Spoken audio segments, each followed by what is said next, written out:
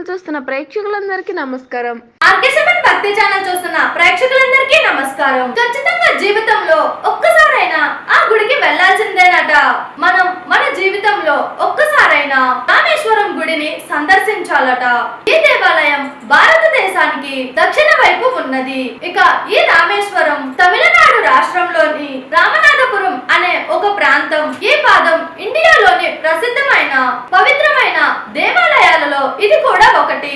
ఇప్పుడు ఈ గుడి గురించి కొన్ని విషయాలు తెలుసుకుందాం. రామేశ్వరంలో రామనాథ స్వామి దేవాలయం ఉన్నది. అక్కడ శ్రీరాముడు తన పాదాల కథ నడిచిన కొన్ని గుర్తులు కూడా ఉన్నాయి. అందుచేతనే ఆ ప్రాంతాన్ని రాముల వారి ప్రాంతంగా భావిస్తారు. ఇక ఈ ప్రాంతంలోనే మాజీ రాష్ట్రపతి అయినటువంటి అబ్దుల్ కలాం గారు కూడా జన్మించారు.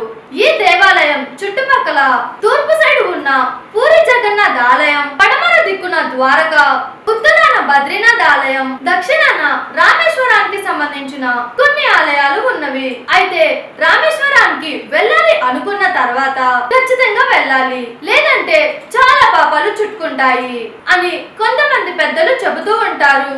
ముఖ్యంగా కాశీలోని గంగా జలాన్ని తీసుకువచ్చి రామేశ్వరం ఉన్నటువంటి సముద్రంలో కలిపితే అప్పుడు కాశీ యాత్ర అపూర్తి అయినట్లుగా కొంతమంది తెలియజేస్తున్నారు.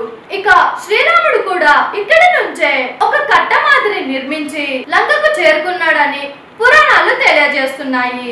అందుచేతనే ఆ కట్టడాన్ని రామసేతుగా పిలుస్తారు. రావణాసురుడిని వధించిన తరువాత ఆ పాపాన్ని తొలగించుకోవడానికి శ్రీరాముడు స్వయంగా ఇక్కడ ఒక శివలింగాన్ని నిర్మించాడట.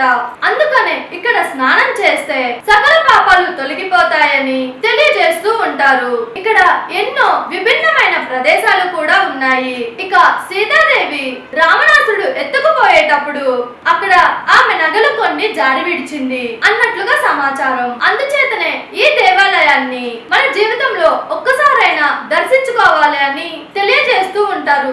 చూసారు కదా, ఇలాంటి మరిన్ని ఇంట్రెస్టింగ్ వీడియోస్ కోసం మా ఆర్కే7 భక్తి ఛానల్ ని లైక్ చేయండి, షేర్ చేయండి, సబ్స్క్రైబ్ చేయండి. నేను మీ Anusha anchor. Thank you all.